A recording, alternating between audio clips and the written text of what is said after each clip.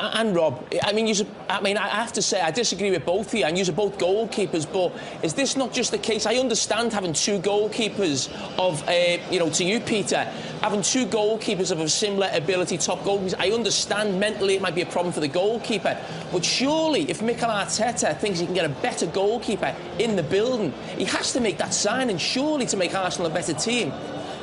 Do you think Raya is a better goalkeeper than Ramsdale? 100%. I don't. 100%. Yeah, I disagree with that. Arsenal will never win the league with Ramsdale in goal. No chance. Big claim there by Jamie Carragher in this debate. But the debate in itself, I understand the media. And listen, I'm in the industry. I understand you have to create debate. But I don't understand this one. It feels to me, again, like it's trying to create disharmony at Arsenal. It's trying to disrupt and damage the togetherness and the atmosphere at that club at the minute, which is projecting them right back towards winning major trophies. They are one of the best teams in Europe right now. To solidify that, they've got to win a major trophy, yes, but you cannot deny the quality of this Arsenal team. Jamie Carragher is right in this instance. If there's a better option than Ramsdale, the club should be ruthless. It should not be emotional. It should not be sentimental, and you look to improve him. Now, from the point that Schmeichel has made, he doesn't think that Raya is better than Ramsdale. And that's also a fair enough opinion to hold. But Arsenal have done this before. People are trying to turn this into a potential calamity, a banana skin later on down the line, trying to cause, for me, a bit of friction, trying to set the fans off against each other, trying to make people... the fact they're trying to question Arteta before anything's even gone wrong is crazy. They did this exact same thing when they brought in Ramsdale for Leno. They saw Ramsdale as a better goalkeeper, and he proved to be. How has that damaged Arsenal? In that time period, how has replacing Leno with Ramsdale hurt them? Equally, I don't see an issue here. The other commentator at CBS also said that why has Ramsdale been dropped? He's done nothing wrong. You wouldn't make that argument with any other position if a potentially better player came in. If Rasmus Højlund was scoring 25 goals a season for Man United, but then there was a chance to bring in a 45, 50 goal a season striker, I would want my club to take that risk. I'd want my club to make that change because the upside for the team is going to be better. And again, as I say, this criticism of Arsenal, when they're in one of their best starts again to a Premier League season, potentially even better than last year if they beat Spurs, and after they have just smashed PSV in their opening Premier League game, the opening Champions League game, the hardest team in their group, is crazy to me personally. It really is. Played all last season to get them in the Champions League, first Champions League games on the... Jamie Aria, how does Ramsdale feel? I'll play that back for you again in case you missed the beginning of that. How do you think Ramsdale feels? It doesn't matter about how Ramsdale feels. It's about the football club, not the individual players. All last season to get them in the Champions League, first Champions League games on the bench.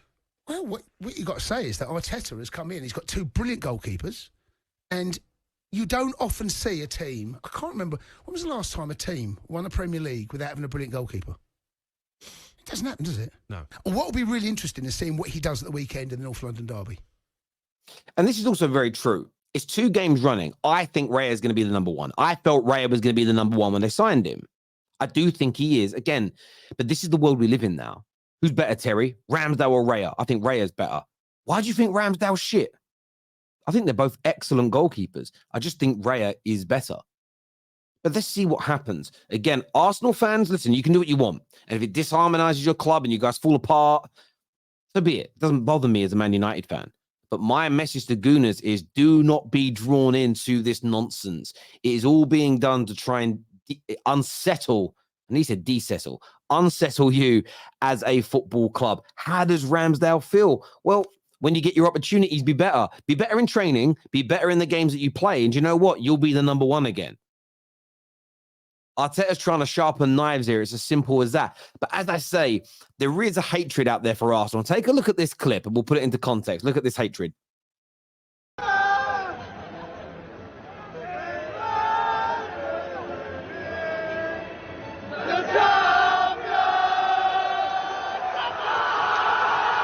I've got no problem with that. Why? What I think people are bitter. People are bitter that Arsenal are back in the Champions League. Gabby's bang on there. I saw this trend last night, and I was focusing on Man United predominantly yesterday, watching their game, reacting to it. I could not believe the level of bitterness, anger, fear, and hatred towards Arsenal. And people laughing at the fact that their fans, some of their fans were joining in singing the Champions League song. All fans do that.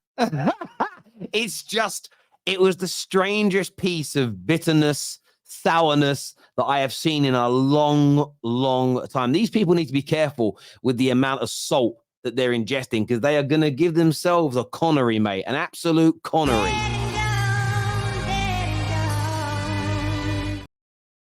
In the summer, I said in the summer that this team will get battered like it did last year at Newcastle, at Anfield, at the Emirates. It will get battered again this season because I don't see a mentality shift. I have never seen a collection of Man United players that when they go 1-0 down, they can turn it into 3 or 4. You know, I'd love it if they could do that with a trophy. You know, win a trophy and next season win 3 or 4. But when they concede, their heads drop. The mentality of some of those players is shocking. I'm going to say straight at the start, because I want this to be at the start of the video, and it's... Firstly, I want to stop Goldbridge there for a second. He's bang on. I honestly felt this team would be better this year because I thought the mentality would have improved. Having won a trophy last year, getting back into the Champions League, I felt there'd be a shift. I stand by what I've always said. People forget this, that I do not believe we'll ever get back to being a consistently brilliant team with this ownership. I do not believe that'll ever happen, but we can have some good peaks. The fact that mentally we look more fragile this year because the expectations have gone up is worrying indeed. Every time something goes wrong, it's those shoulders dropping, those heads going down, the body language stinks. Goldbridge is bang on. It's not fair to hide and put it later in the video.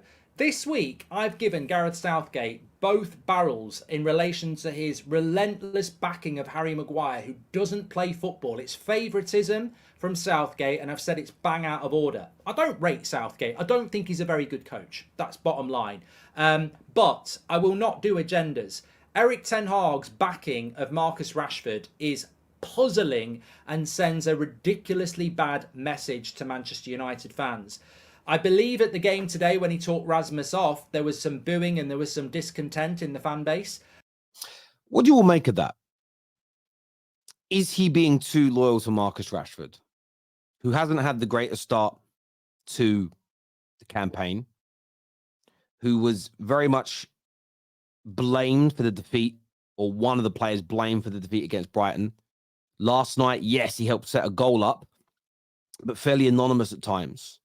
People are really questioning his work rate and his pressing and his tracking back. There are talks from other people on the United stand, by the way, Faz, talking about how he spoke to a few footballers about this directly, who actually think the players being instructed to not track back as much, to reserve energy for those counter-attacks, which so far haven't quite come off. But I want to gauge your opinion on what Goldbridge has said here. Feels very much like, and I'm paraphrasing here, he's going in on Rashford, but believes it sends a terrible message from Ten Hag to the rest of the squad, the fans and everybody, that he continues to play Rashford when he's not in good form. If Rashford is dropped, who would you guys like to see come in? I've seen calls for Bruno and Rashford to be dropped, both of them, not by Goldbridge on Bruno, as far as I can see, but who would you bring in for him? Genuinely, not against them being dropped. Who would you bring in? Who would the personnel changes be? How would that make us a better side? I'd love your comments below. And do you agree with Mark Goldbridge on this? Let me know in the comment sections now. And by the way, if you haven't done so yet, please hit the like button and subscribe to the Football Terrace as well. Criticizing a footballer's performance has been reshaped and to be considered as some sort of hate crime. Yeah. Like, I'm allowed to say if a player is playing badly. I'm allowed to have an opinion on Gareth Southgate's selection. I'm allowed to flag that Harry Maguire is totally unworthy of his place in the England team. Do you know what it is, Rory? You are right. But the problem is, Rory, you're not abusing people. You're criticizing them. The issue we now have is some people do not know the difference between abuse and criticism. And that comes from both sides. That's the individuals abusing and people that are upset at the criticism.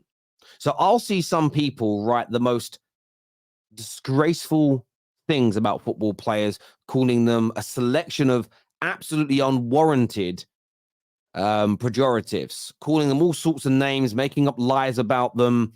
absolutely destroying them, talk about their families, their friends, their children, and it's horrendous. And of course, some of that goes into even worse levels of abuse, like racism. What I also see is people naturally criticizing somebody. Maguire shouldn't be in the England team. How dare you abuse Maguire? That's not abuse.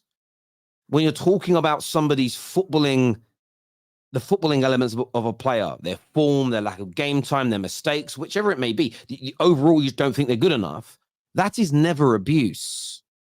The problem that we have is we live in this society now where some people see abuse as just criticism and it's acceptable, and others see the mildest level of criticism as abuse. And when you throw those two groups of people together on social media, it explodes. It's like an unstoppable object hitting an immovable one. And I think that's where the problem lies. But for me, I'm going to stand strong on this. Criticism is absolutely acceptable at all times, as long as when you're challenged on your criticism, you can back it up. It holds water, it's logical, and of course, you're not a hypocrite. A lot of criticism as well is hypocritical, in the sense of you'll criticize, I'm going to pick a team here that's neutral from me and Rory. People will criticize something that it's hard to do, really.